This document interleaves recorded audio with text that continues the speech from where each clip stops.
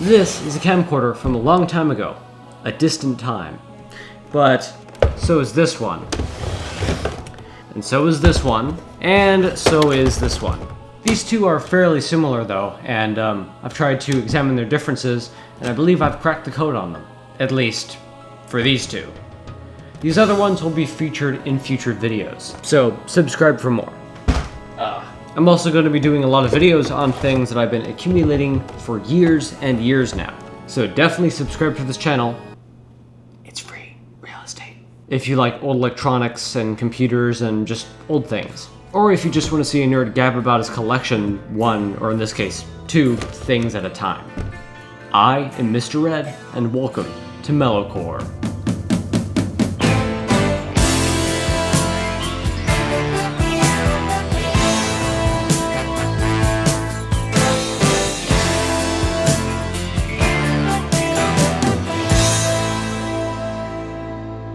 So I suppose a good way to start this is to explain why these exist. I mean, VHS was a system that was very popular throughout the late 70s, 80s, and 90s. And these two units were made at the tail end of that. This being true, it's not surprising to see that on the surface, these are some dire looking electronics. I mean, they have like plastic molding, especially for the camera. Like the buttons and the switches just, they don't feel very good. These are definitely like the tail end of this kind of a product. This line of consumer camcorders is from 1996, and that's pretty bizarre actually.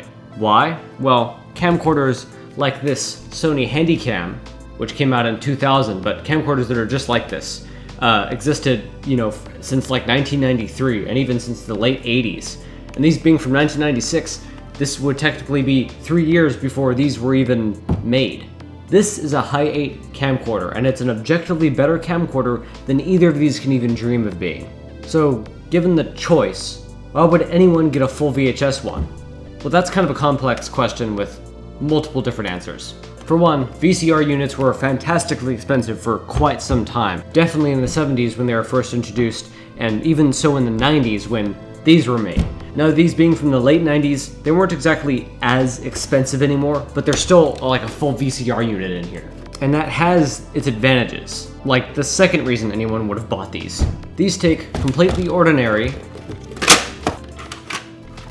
VHS tapes, and when you want to play your videos back, you could just take your tape out of the camera and put it into your home VCR that's under your TV. You could just plug the camcorder straight into your TV and, watch your videos that way. There's actually a plug for that on the camcorder. But we'll take a look at that later. So you could just plug your camcorder straight into your TV. After all, this is a whole VCR unit married to a camera in here, and it can play back its own recordings. It even has some features to reinforce this intent. But that's more complicated and extremely irritating for most people, so the advantage of being able to just plonk out the tape and plunk it into your VCR and watch it on the big screen like that, it would be a huge advantage for buying these. These full VHS camcorders were also much cheaper than, higher quality formats. I'm talking half the price of our beloved high 8 camcorder here.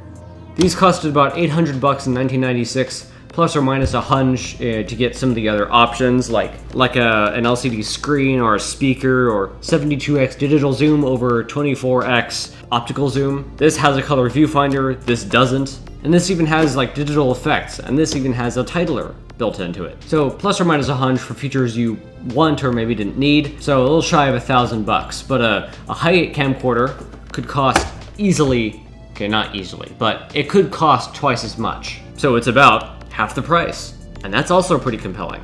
And buying a camcorder would cost even more than either of these if you had gone with one of the newfangled mini DV camcorders that were just coming out in 1996.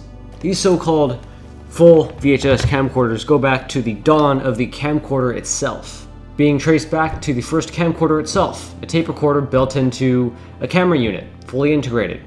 It was called the Sony Betamovie. This is that.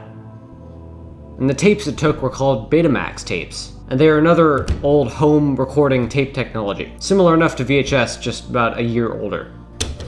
The response to this from the actual creator of VHS itself, JVC built a camera that fit on the back of it, a portable VCR unit that they were actually already selling at the time, turning the camera into this monstrosity.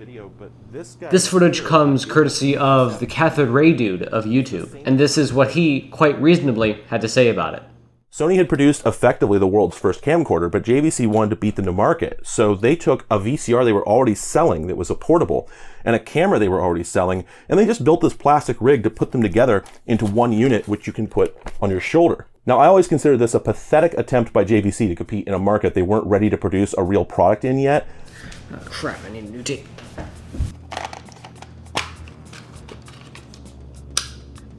But after that, JVC would create basically a smaller version of the full-size VHS standard known as VHS-C. This is that. And it's called VHS-C. You know, VHS for VHS and C for, well, compact, as you can see. It's quite a bit smaller.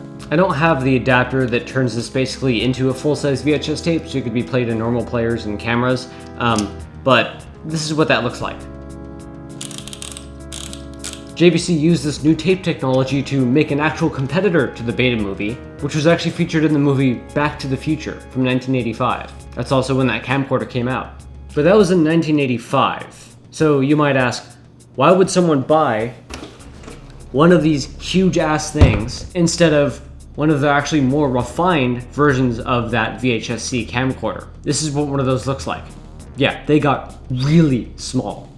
I think it's just because these full ones are actually much simpler to use, and they get the bonus of much longer runtime. I don't really have to tell you why, it's just there's more tape in the thing than these. It's the same tape, it's just more of it.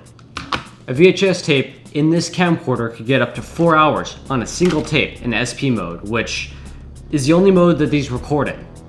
Unless you bought the one that you had a choice on. Then you could actually get up to 10 hours. There'll be a video on that as well. Realistically though, you only get about 2 hours on a standard T120 tape, which is what was in here. I don't have it right now, but it was in here. But longer tapes did exist, including this, the T200 tape. This is a T120.